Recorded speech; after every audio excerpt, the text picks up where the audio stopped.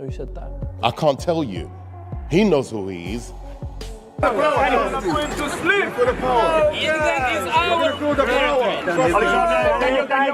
Don Charles breaks silence. I won't stand behind a quitter. The Dubois fallout. Don Charles didn't just criticize Daniel Dubois' performance against Oleksandr Usyk. He dismantled his entire character. The veteran trainer made it clear he refuses to stand in the corner of a fighter who gives up. After what he called a shameful collapse, Don officially cut ties with Dubois, labeling him a When we get something wrong, when I get my job wrong, I get the sack. I get disgrace to real fighters and an insult to the sport. But the drama didn't stop there. Enter Eddie Hearn and Frank Warren, and they brought fire. Both men torched the Dubois camp, calling the entire situation absolute rubbish. In their eyes, Dubois didn't just lose, he beating. Stan Dubois, Daniel Dubois' father, and Don Charles have had a massive fallout, and he won't be in the corner. Absolute, complete and utter rubbish, but absolute and utter garbage. Honestly, nothing really. People keep talking about if Daniel will deal with the occasion, the emotion, the trainers, the dad. It don't matter. He's going to make a load of mistakes, but he's going to be really dangerous. If he had no trainer, if it was just froze under the spotlight, got humiliated on the world stage, and then tried to pass the blame, that wasn't a loss. It was a public unraveling. Charles didn't hold back, comparing Dubois to a chameleon, someone who hides behind fake personalities and rehearsed emotions. He claimed Dubois built his image on illusions. This man's like a chameleon, changes colors to fit in within, infiltrate his environment. He knows that will sustain. All that acting, games and that, he uses it as a smoke screen to cover what's actually really going on. The drama, the stage tears, the games. But after that Usyk loss, the mask shattered. There was nothing left to hide behind. Even respected journalist Gareth A. Davies was stunned by the split. For Don Charles to walk away after years of loyalty, that wasn't just about a single fight, it was the final straw. Charles didn't leave because of tactics or training disagreements. He left because he felt betrayed, disrespected. It was a certain shock in some ways because they've been together so long and you're used to them being together. And fed up with a fighter he no longer believed in. It didn't help that Dubois and his father allegedly disrespected Charles behind the scenes. That cut deep. Now Don's getting the last word, and he's not pulling punches. Frank Warren added more fuel to the fire, confirming what many suspected. What I thought straight away. More could come out. They might have fallen out over something, I don't know, but it's not likely because they get on so well. People will say, oh, is that disloyal of the fighter? But this camp had been fractured for a long time. Behind closed doors, it was constant tension. Arguments, mistrust, people walking on eggshells. Dubois, Warren hinted, had been mentally crumbling long before Usyk ever touched him. The loss just exposed everything. Even Adelaide Bird's tone, usually calm and measured, couldn't hide the shock. This wasn't just a bad breakup, it was the collapse of a carefully crafted hype machine. Daniel Dubois, You know, for various reasons, you get pissed off or you don't argue anything. Yeah, this happened in the... didn't just lose a fight. He lost the respect of his trainer, the trust of his team, and the belief of his fans. Don Charles didn't walk away over a bad night. He walked because in his eyes, Dubois crossed a line. Whether it was disloyalty, weakness, or pure denial, and no amount of PR spin or money talk can change the truth. Daniel Dubois wasn't worth standing beside anymore. Dubois exposed the collapse of a hype job. Daniel Dubois wasn't just beaten, he was exposed, mentally fragile, unable to take pressure, allergic to criticism, and completely untrustworthy in a real fight. While some tried to soften the blow, the truth echoed through the silence louder than any punch. Insiders watched in disbelief as Dubois unraveled after just one major defeat. That's not bad luck. That's a fighter built on hype and a glass heart. But it gets worse. On him after the Usyk loss. Camp. There always seems to be issues with fighters and managers. It just seems to be part of the course. But I don't think it's that with these two. I don't. I'd love to kind of like give you the reasons as to why, and I've made a phone call and I know the answers, but honestly, I don't.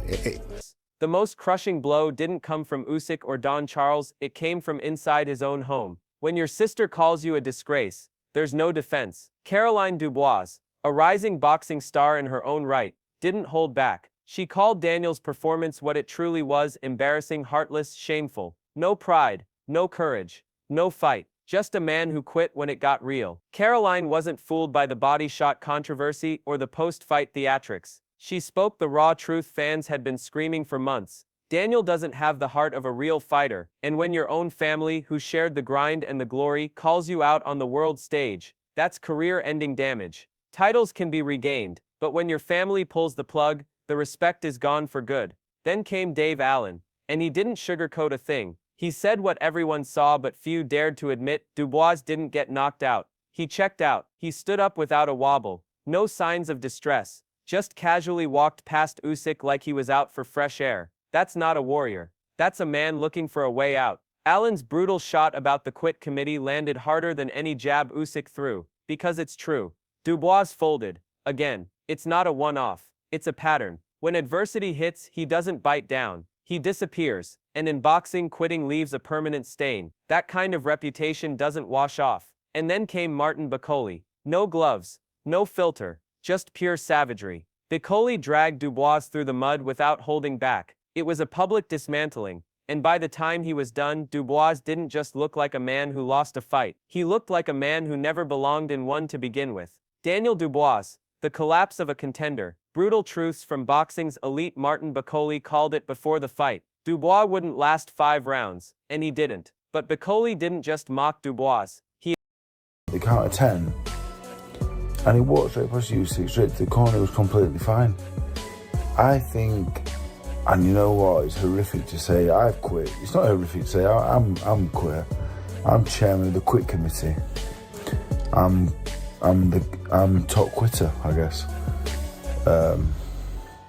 Anyway, he quit, yeah, he did. Exposed him. Exposed a fighter who refuses to evolve. No jab, no adjustments, no hunger to grow. Just the same predictable blueprint over and over until someone lands the inevitable finish. Bakole didn't hold back. He said Dubois deserved the beating. Why? Because he brought nothing new. Same stale tactics, same soft heart, same pretend toughness. Meanwhile, Usyk is collecting world titles across divisions, while Dubois is collecting losses and excuses. But Bakole's message wasn't just trolling. It was a hard truth echoing across the heavyweight landscape. Dubois isn't feared anymore. He's figured out. Fighters know the formula now. Apply pressure, wait for the mental collapse, then finish him. Simple. Even Bakole's tone shifted dramatically when speaking about Usyk, from clowning Dubois to admiring the Ukrainian like a machine. That contrast said it all. Usyk rises under pressure. Dubois folds. Bakole praised Usyk. Even today, before today,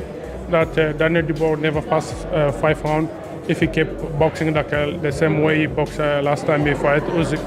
But he did the same. There was no jab, nothing changed.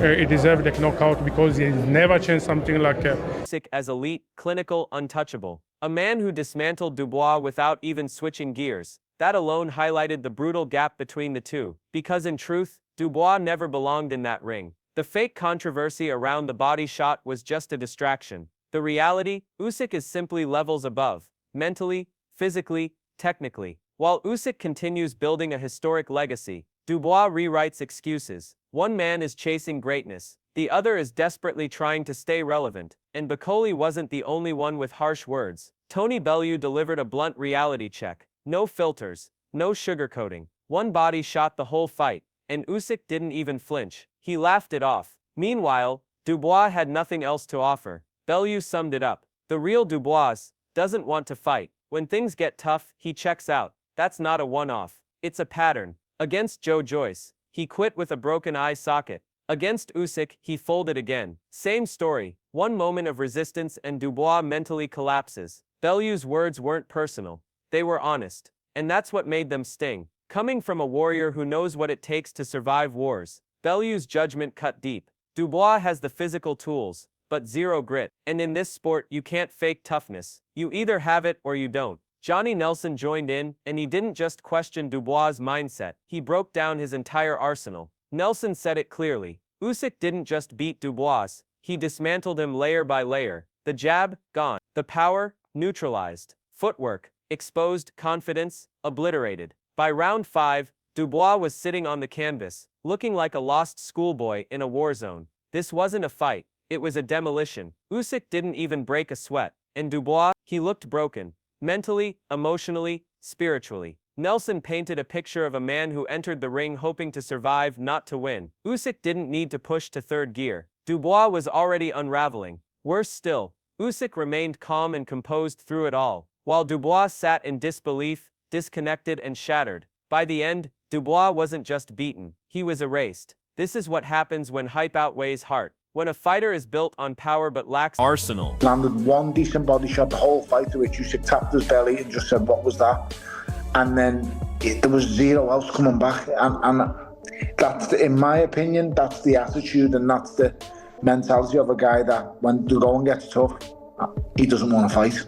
The will to suffer. Dubois lost more than a fight. He lost every ounce of credibility he had left. And now, with the dust settled, Daniel Dubois is the most talked about collapse in recent heavyweight history, not because of who beat him, but because of how willingly he gave it all away. The once marketed future of British boxing is now just a symbol of unrealized potential. His fall wasn't quiet, it was loud, public, and humiliating. The rejection came from all corners, but none louder than his own. Don Charles, the man who once believed in him, walked away, and that wasn't just a trainer split. It was a full rejection. Charles called Dubois a quitter, said he wouldn't stand behind someone who lacked heart, and that statement echoed louder than any uppercut. Frank Warren, he saw it coming. He admitted the breakdown had been brewing for years. Behind closed doors, there was tension, arguments, people walking on eggshells. Dubois wasn't just unstable in the ring, he was crumbling long before fight night. Even Gareth A. Davies, known for measured takes,